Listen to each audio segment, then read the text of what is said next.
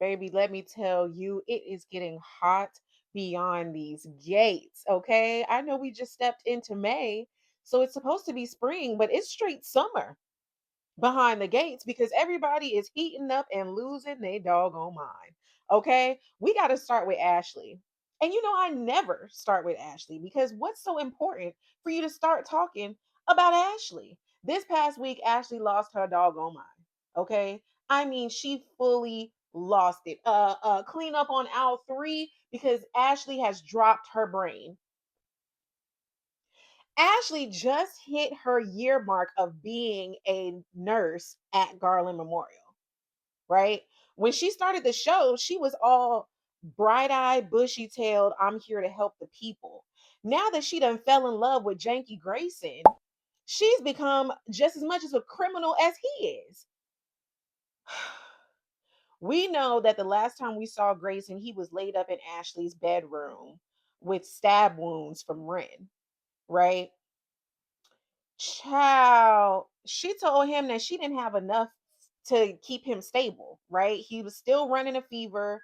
She didn't know if he was getting an infection, like what was going on.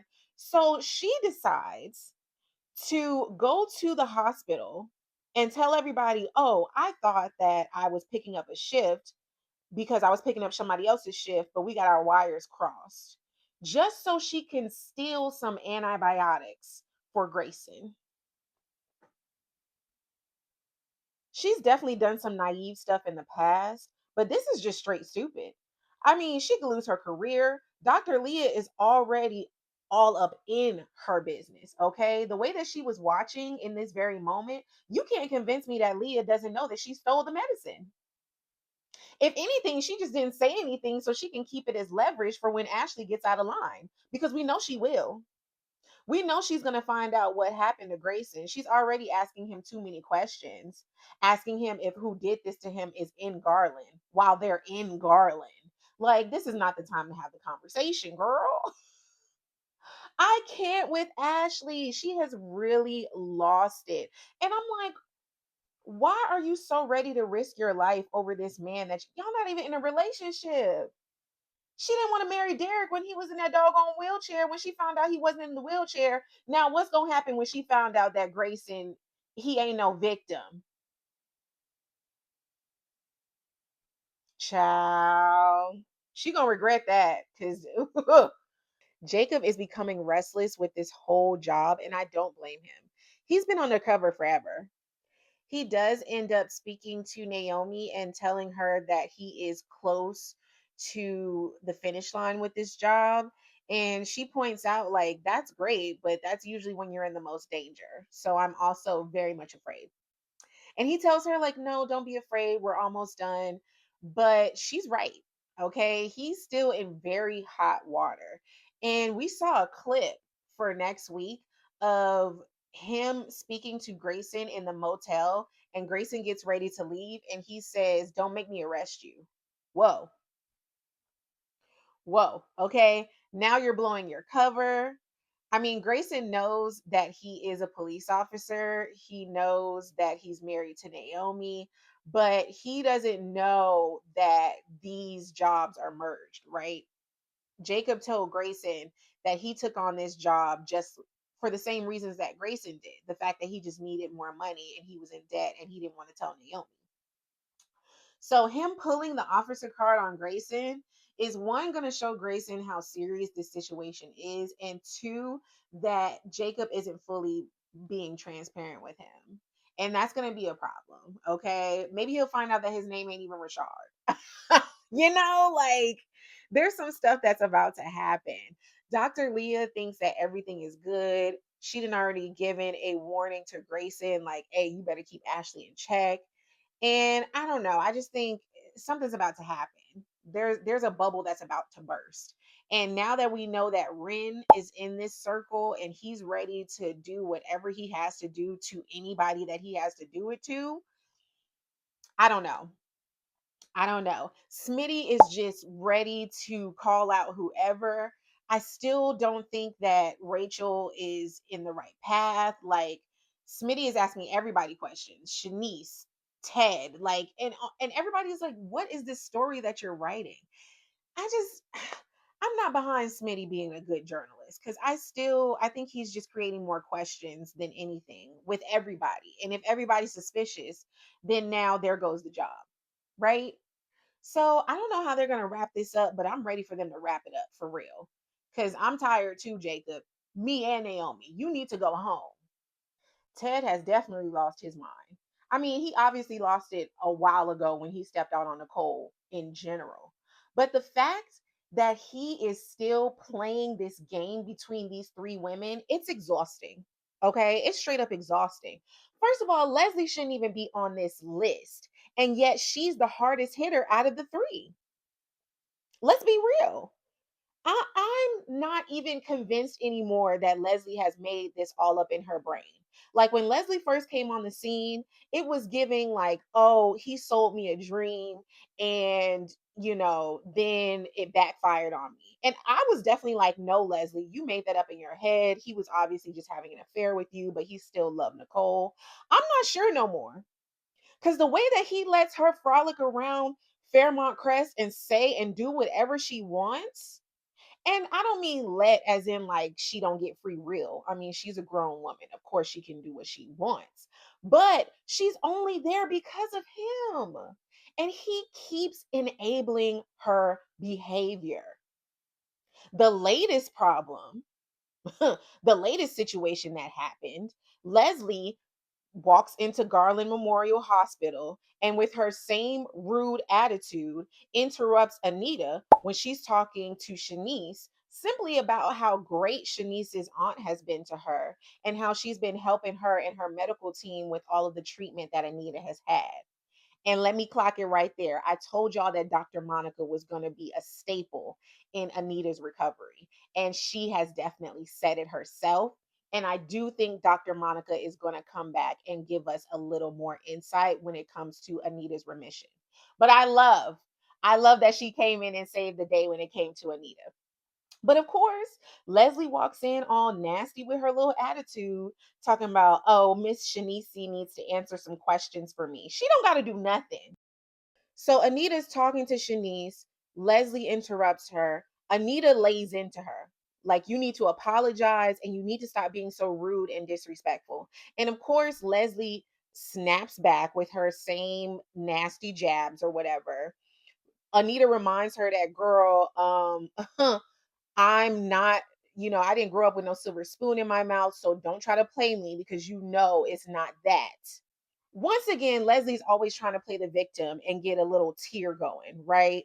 She's like, oh, well, at least you had that mother that taught you manners. I didn't even get to meet mine. Girl, that's not Anita's fault. But of course, Mr. Ted, who has this disgustingly soft spot for Leslie, goes up to her and says, hey, so, come vent to me. Let's talk in my office. And of course, she takes it too far. He's there to be a listening ear. She's grabbing all on his hand and rubbing his hand and, oh, thank you. You always take so good care of me, teddy bear. And he just soaking it up. Even when Shanice comes in, Leslie walks up to her and says, oh, he can't keep his hands off of me, and walks out. Ted, you weren't going to say nothing? You heard what she said to your lady. Speak up. Shanice, you need to be done with him. I'm so over it. Okay. He constantly talks about how much he likes Shanice and he chooses Shanice, blah, blah, blah. I'm not buying any of it. I'm not buying any of it. And the way that him and Nicole were cuckooing over each other with their doggone anniversary memories, their wedding memories, child, it's only a matter of time before they get back together. It is only a matter of time before Ted and Nicole fall back into their ways. And then where's Shanice going to be? And then Leslie is just going to start over from zero because in her mind, Ted belongs to her. And he's still not negating that mindset. So she's just going to keep playing until he chooses her. And you know what?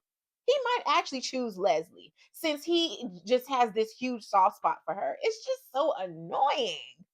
Now, I've been giving Carlton all of this grief about the fact that he's been drooling over Nicole ever since the beginning of her being with Ted. Now, Ted has given Nicole some vital information that would have been useful before everything went down. Y'all know the origin story of Ted and Nicole. They met at a medical conference in Maui. They fall in love almost instantly. They spend the whole night together, just beautiful, learning about each other. And, the rest is history, right? Ted tells Nicole that when he spotted Nicole at that conference, Carlton did as well. And he definitely wanted to speak to Nicole as well. But when Nicole decided to slip outside to get a little fresh air, Carlton asked Ted where Nicole went. And that's where Carlton messed up. He should have kept his eye on the prize. That's what happens when you lose focus. But, anyways, he asked Ted, "Oh, where she went? Where did she go?" And Ted points him in the wrong direction so that he can have Nicole all to himself. Now he asks Nicole, "Oh, do you feel like any regret from hearing that information? Like, do you feel like maybe things would have been better or different if you had been with Carlton instead of me?" She gives the politically correct answer. "Oh, no, of course not, because we had our kids and they're perfect, and I wouldn't change that for the world. I wouldn't change our story, blah, blah, blah." I don't know if I fully believe her. Okay. Because the way that she still gives Carlton so many chances and so much grace and still has this like serious attraction to him, I do feel like she's in her brain like, dang, what would have happened if I would have chosen Carlton? Like, maybe my life would have been different.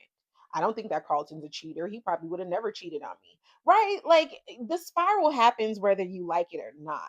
So I definitely think that we're going to see the other side of that. We already saw like when they talk about what's going to happen next week, this coming week, she has a little hot rendezvous with Carlton. So obviously that information did scratch her brain a little bit, right? What do y'all think? Do y'all think that she would have chosen him even if he was the first one to get to her? I don't know. I feel like Carlton still is a little stiffy and a little ugh, a little icky for me. So I low key still would have chosen Ted out of the two.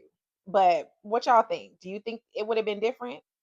Was anybody else hyped that Chelsea finally got her moment in the sun with Leslie? That whole process with Leslie trying to plan Eva's wedding to be completely like a carbon copy of Chelsea's wedding, same date, same band, same flowers, like everything, disgusting. Okay, straight up disgusting.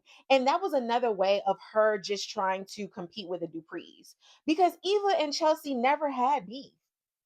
I can see if this was Kat's wedding coming up. I can see, because Dana is always trying to compete with Nicole. So it's like, oh, let me get a jab at Nicole by getting at Kat. What does Chelsea have to do with this? And then for her to come back and be like, oh, well, at least I gave you back the date. Gave me? Gave me? That was the date I chose in the first place, Leslie. It was never yours to take and then give. She just creates all of these issues for no reason. And I love how Chelsea was still respectful, but also very much like, what is your problem? Like for real, what is your beef with my family? I don't get it, okay? You accomplished your goal, right? Ted and Nicole are no longer together. And yet he's still not with you. So obviously it wasn't Nicole that was keeping him from you. So what's your beef with my family? And she brings up, oh, Vernon, how they stopped the construction on her house because of him. Well, that construction never should have started in the first place. You're the one that pressured their neighbors to buy their house and then started all of this outrageous construction that should have never happened in the first place. Go get you a house outside of the gates. Like Chelsea reminded her, you got all of this money because of my grand. And I wish we could still cut that faucet off, but we've had to swallow that pill. So now that you got all this money, go somewhere. Why are you still here terrorizing my family? Specifically me and my fiance. Because Madison is going through enough. Okay. Like this, all of this, it's too much. It's too much. And Leslie is just too vindictive and too nasty to even see, like, yeah, that was uncalled for. Like, I apologize. All she had to do was apologize in that moment. But she couldn't even do that. All of the siblings played a role in Ted's day on this wedding anniversary that was obviously emotional and hard for everybody. We started off one of the last episode of this past week with Martin and Kat talking and reminiscing on how that time last year they were both working on their speeches for the anniversary dinner that ended up turning horribly. Right? That ended up turning into the big scandal, the big reveal, right? They decided that Martin would go and speak to Ted and Kat would go and speak to Nicole, just so they can divide and conquer, make sure that both of the parents are good on this tough day. Eva had a moment with Ted. She was the first one that saw Ted, even though it was her day off. She still ended up in the office with Ted just to check on him and make sure he was good. I do appreciate that Eva is aware with her position in Ted's life.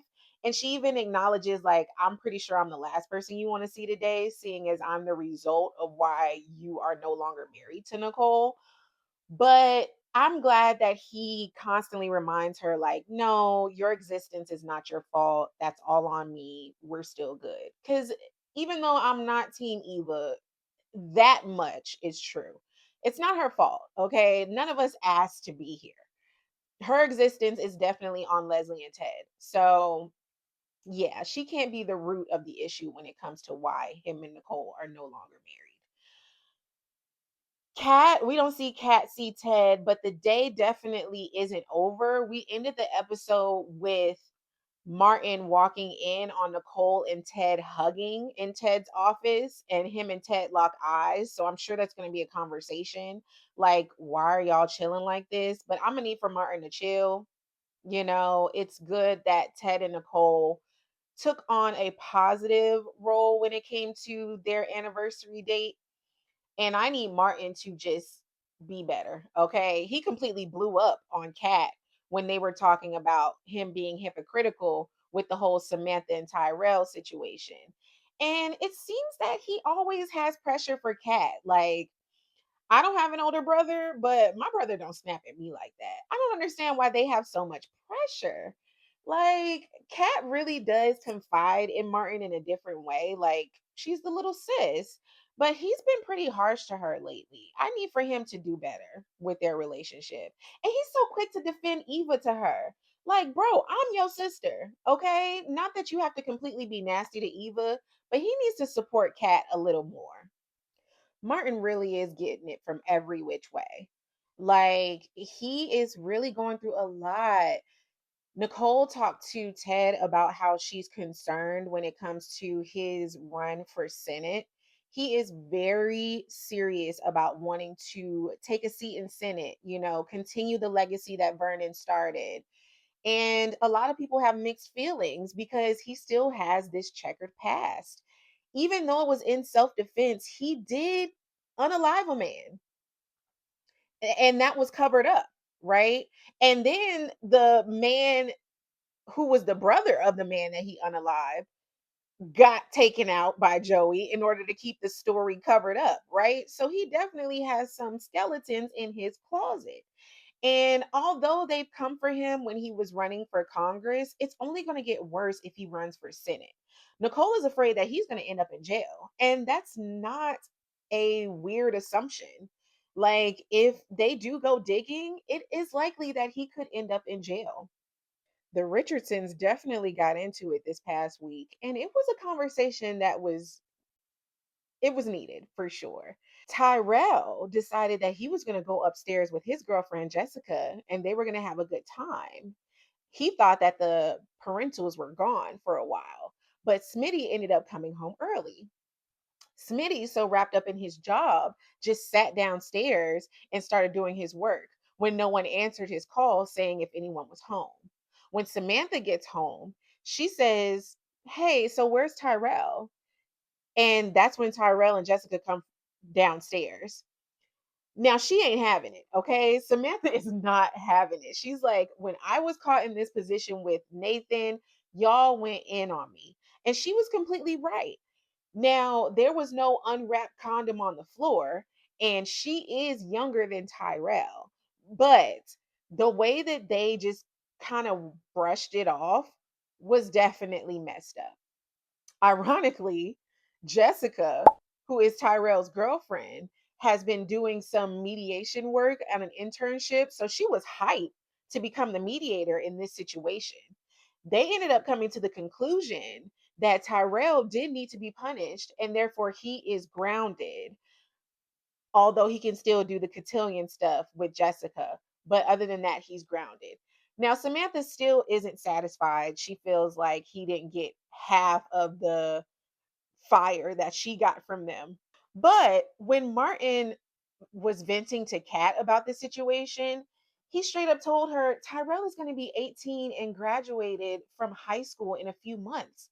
And then he's going to be able to do with whatever he wants. It seems like grounding him right now is a bit childish. And I do understand that. Tyrell does need to be handled a little differently since he is a young man. But them not having as much shock towards him having Jessica upstairs as they did with Samantha on that couch is a bit hypocritical.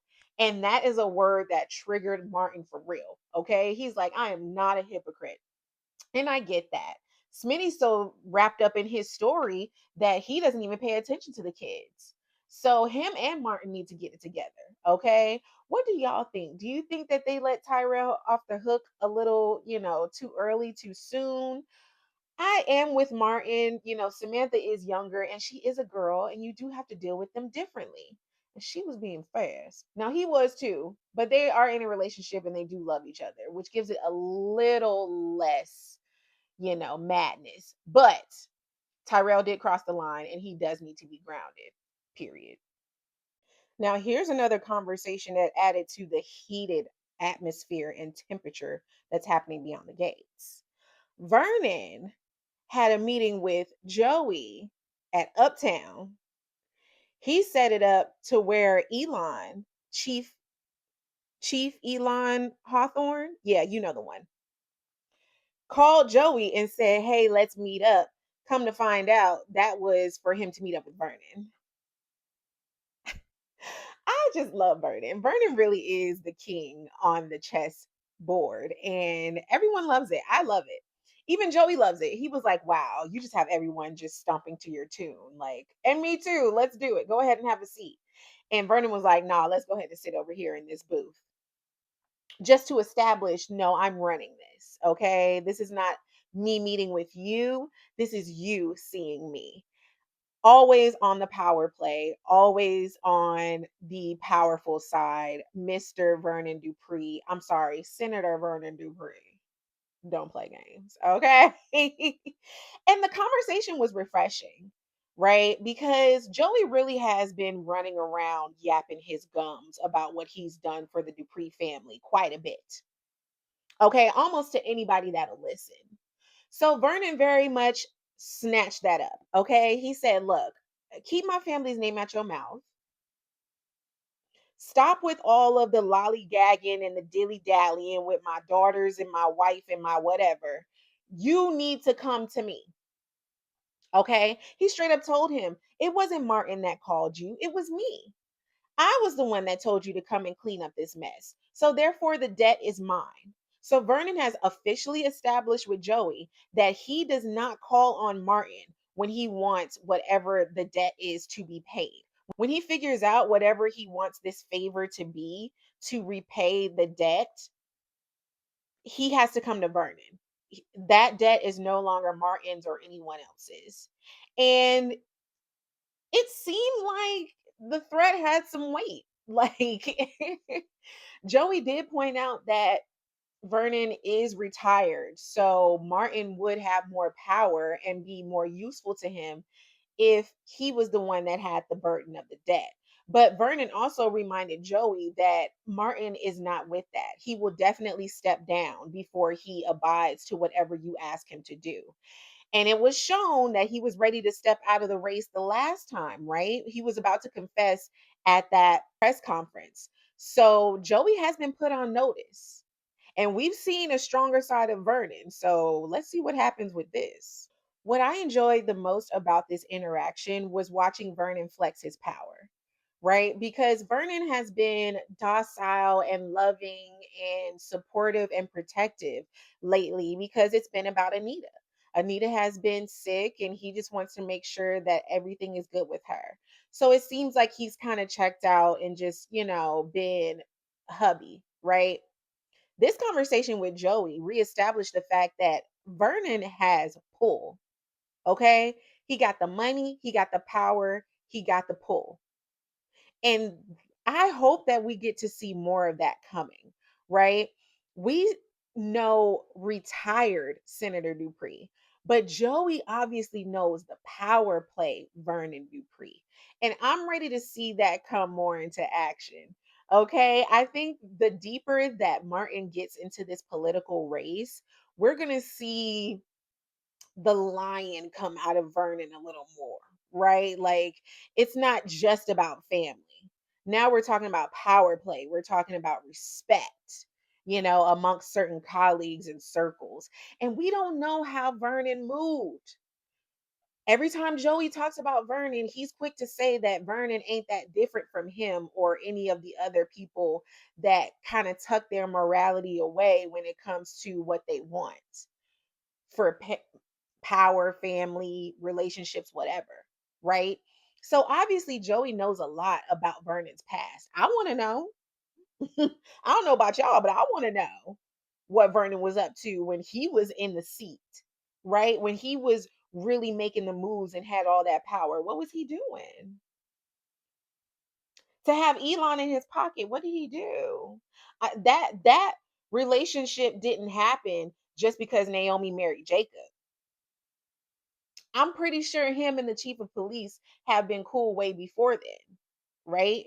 So I don't know. I just think this whole interaction definitely gives us more insight into who Vernon has been and really is, and a little foreshadowing with the fact that his skeletons are about to start trickling out of the closet. So, as we know, Tomas is looking into where Lynette is because she's still in the wind. So, he decided to have a conversation with Vanessa about her last conversation with Lynette. And she was waiting for Danny at Uptown. So, when Danny comes in and sees what they're talking about, she decides to weigh in. The next time she sees Tomas is him having breakfast with Bill at Orphe Jeans, right? She strolls in with Andre on her arm and she sees Tomas and Bill having breakfast and she decides to go over and bask in the information a little more, right? She tells Bill how she ran into Lynette and Lynette and Haley when they were speaking, and it was a while ago, and it seemed like they were chummy, and Haley even introduced her as her friend. And Bill is frazzled, like, well, that doesn't make any sense because I introduced Lynette and Haley. And Danny straight up asked him, how do you know that they didn't know each other before now? And he's stunned. He's like, I'm not sure. And she's like, yeah, get on that. Andre doesn't say anything the entire interaction because he doesn't have to. He's already got the ring on. What's there to say?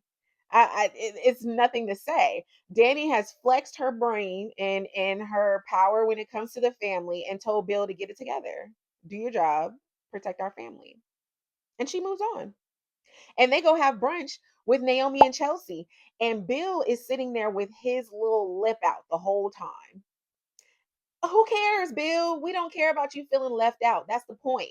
You had no problem when you were trying to replace Danny with Haley and have these lunches and dinners with her, Naomi, and Chelsea. So now that Danny, Andre, Naomi, and Chelsea are having brunch, you feel some type of way. Please.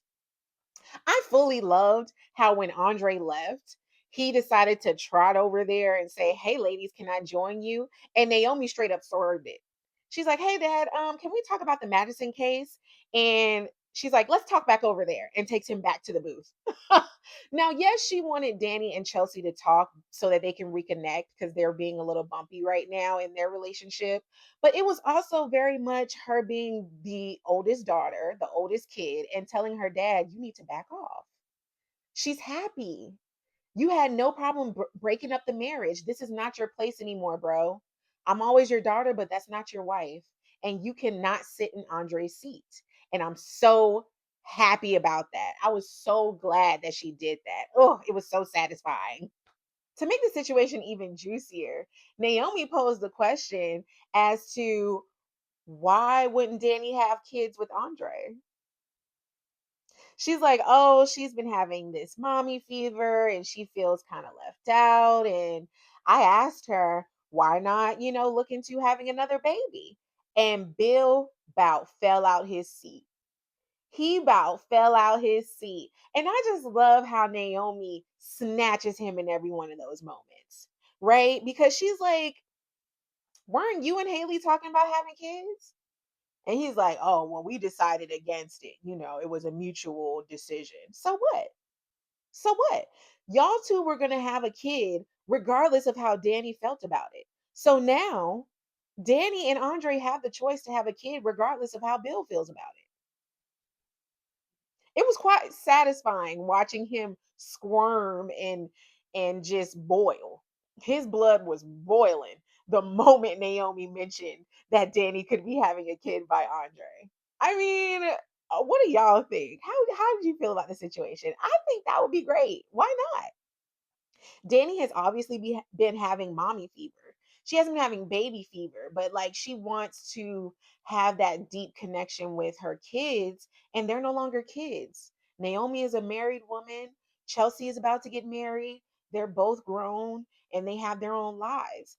And now Danny has this new husband, this new, you know, young, full of life, energetic, fine husband. Why not give him a baby? Danny's still young. Okay, it's not like she is completely out of the gate when it comes to having kids. I put Danny like in her early 50s, right? She can have kids. She can have another kid. And Bill's face would be on the floor. I already know Bill would have a whole fit the moment Danny gets pregnant. But who cares? This is what you asked for, Bill. You wanted Haley. So go get Haley, okay? And hopefully you get the truth before she gets you, okay? Because she ain't trying to have no baby. She's trying to have that money. And everybody knows it except Bill, which is hilarious. Madison's whole situation has gone from bad to worse. Unfortunately, her lawsuit has gotten public. It's gone public. And the hospital, Garland Memorial, is not happy about it. Even though she has Bill and Naomi in her pocket, they still feel that this situation is too touchy to deal with. So Dr. Leah spoke to her and advised her to take a sabbatical so that she wouldn't have to officially suspend her, because the board is now saying that she is no longer authorized to see her current patients or to give any medical care until this lawsuit is taken care of. That's horrible. Okay? She is really like about to lose her license and her whole practice because of this bogus lawsuit. Now, Chelsea was cute when it came to helping her deal with her emotions on it. She took her to the club and they had like a boxing lesson. I love that because every woman should know self defense and every person should have an outlet. Madison's mother called her when she was in the locker room and Chelsea answered and told her mom like, "Yo, you need to chill and give Madison her space because this lawsuit is just too much. It's all too much." And Chelsea and Madison was just so happy that Chelsea like stood up for her against her mom and was just like, "Oh, you take so good care of me. Like, thank you." I do appreciate that Chelsea is protecting Madison in that way, but we need to see moms. I need for Madison's mom to come to the front, like for real, because she's probably the only person that can really rectify the situation. She's gonna have to make at least a statement and say, like, yo, I take back what I said or something. Like Madison is really about to lose her whole practice. I need for her mom to be proactive about it. It's just sad that this is happening to her and it's not even her fault. Like, oh, it just shows really how social media can mess people up. Like, you should not be giving tips, medical tips and stuff online when you don't have any backing. Oh, I just hope that it doesn't affect their wedding for real because they do love each other and I want that wedding to be grand. The drama continues beyond the gates. I'm so excited for what's to come. We've got the cotillion coming up, and oh my goodness, that is going to bring out so much. I'm ready to see everyone dolled up and cute. I'm ready to see who is chosen as the diamond. Hopefully, it's Samantha. I'll even take Jessica, but Jessica has been, we'll see. But yeah, I'm looking forward to it. Hit me in the comments. Let me know how you felt about everything that we talked about. Make sure you like, comment, subscribe, and share. And I'll meet you here every week. Beyond the Gates.